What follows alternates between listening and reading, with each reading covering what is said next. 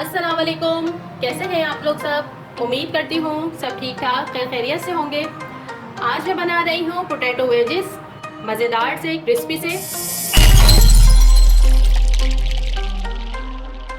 अच्छा, इसके लिए मैंने 3 बड़े आलू लिए थे। लाल आलू इस्तेमाल कर रही हूँ मैं, और 2 आलू मैंने काट लिए हैं। ये एक है, मैं आपके सामने इसको कट करके दिखाती हूँ। और हमें आलू स्किन के साथ लेना है और बहुत अच्छे से आपने इसको वॉश करके रखना है।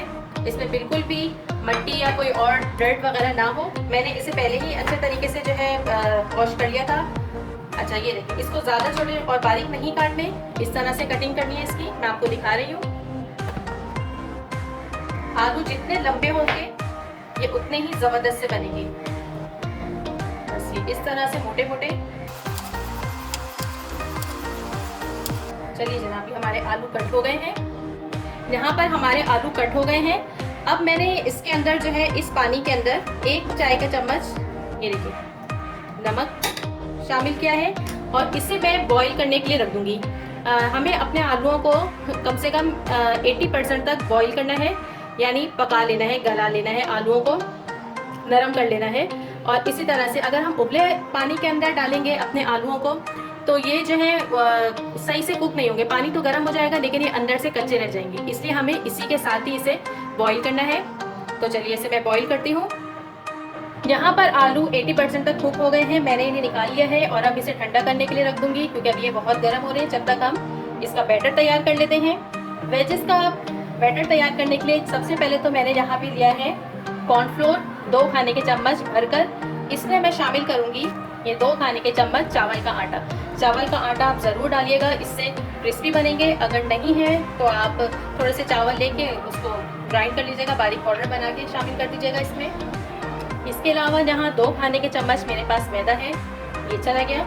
ये तीनों चीज़ें बहुत ज़रूरी हैं, इसी से हमारा जो है, हमारे वेजेस जो है क्रिस्पी बनेंगे, करारे करारे से बनेंगे। अब इसमें जाएगा नमक 1/2 टीस्पून या हस्बे ज़रूरत। 1/2 टीस्पून से ज़्यादा ये चाट मसाला है, ये चला गया इसमें। यहाँ मैं 1/2 टीस्पून पेपरिका पाउडर यूज़ कर रही हूँ। आपके पास अगर ये नहीं है तो आप जो है कश्मीरी लाल मिर्च भी यूज़ कर सकते हैं, और नहीं है तो आप स्किप कर दीजिए, डोंट वरी। मिक्स करेंगे। 1 टेबल स्पून के करीब कुकिंग ऑयल चला गया, ये हमारे वेजेस को क्रिस्पी करारे बनाएगा। मिक्स करेंगे और अब इसका बैटर बनाएंगे, थोड़ा थोड़ा पानी डालकर, एकदम से पानी ज़्यादा नहीं डालिएगा।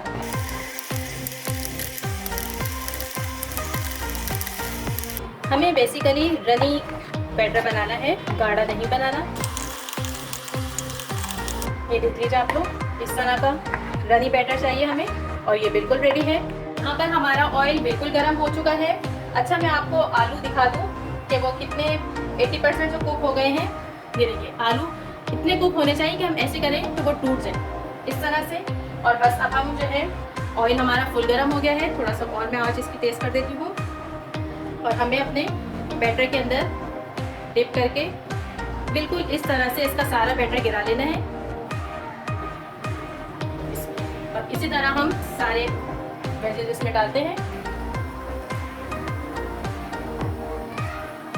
एक तरफ से इन्हें फ्राई होते हुए तकरीबन 3 से 4 मिनट हो गए हैं, और अब इसकी साइड चेंज करते हैं। अगर ये जुड़ जाए तो आप इसको कट कर लीजिएगा।